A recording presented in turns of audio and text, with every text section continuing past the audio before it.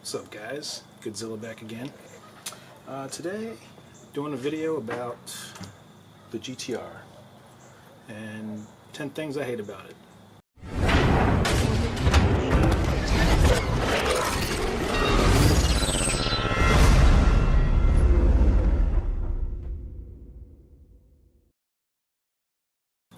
So, a little disclaimer, I don't really hate my car, but thought it'd be interesting to do a video about some of the things that I do dislike about it.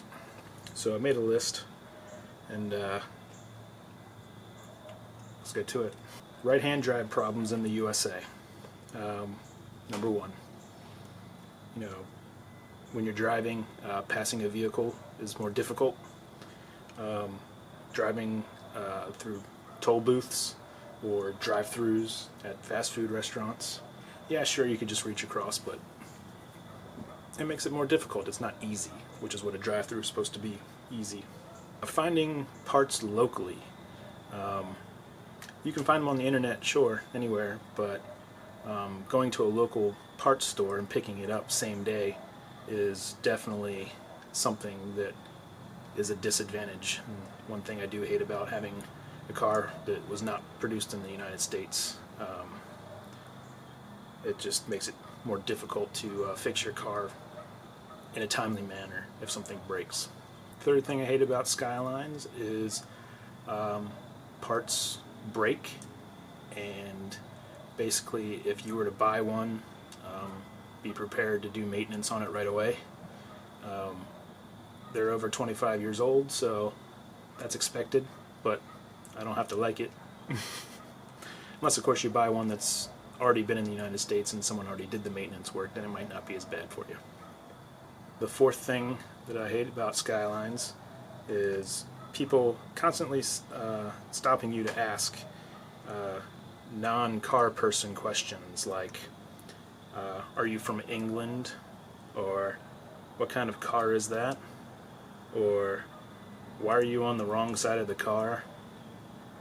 It's it's fun at first, but then it gets annoying, just because the person doesn't really know what it is, and when you try to explain it to them, they're just like, oh, okay. The fifth thing that I hate about Skylines is the quote-unquote car guys questions, asking, does it shoot flames? Does it have over 1,000 horsepower? What does it top out at? And then my favorite one is, why did you downgrade from twin turbo to single turbo? This is why.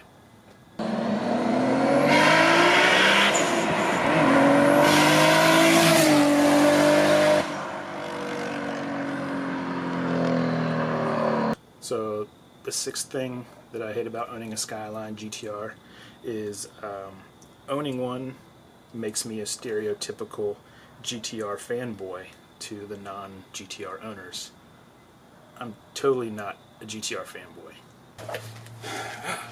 Sorry, got cold out there. Oh no, had to put my jacket on.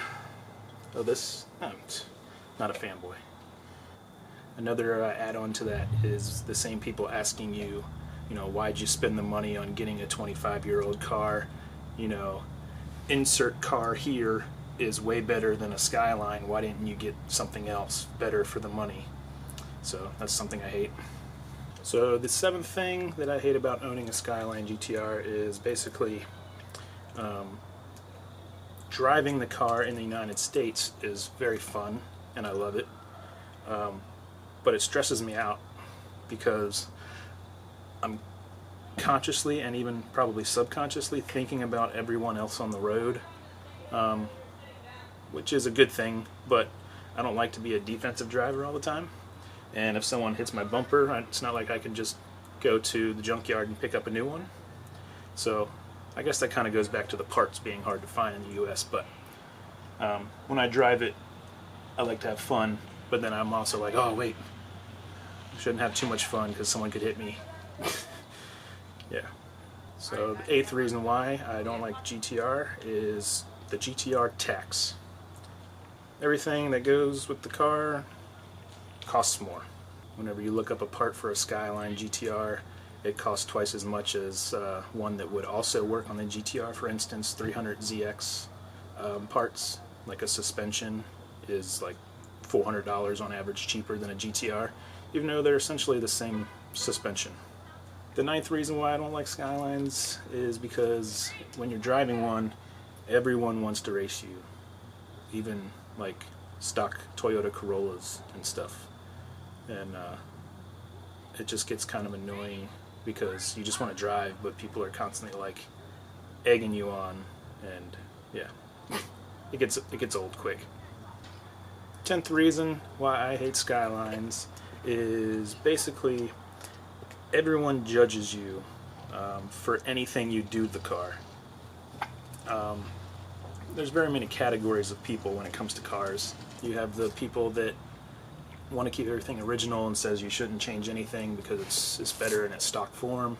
Then you have the people who criticize you because you should have kept twin turbos because that's the way a Skyline GTR is supposed to be.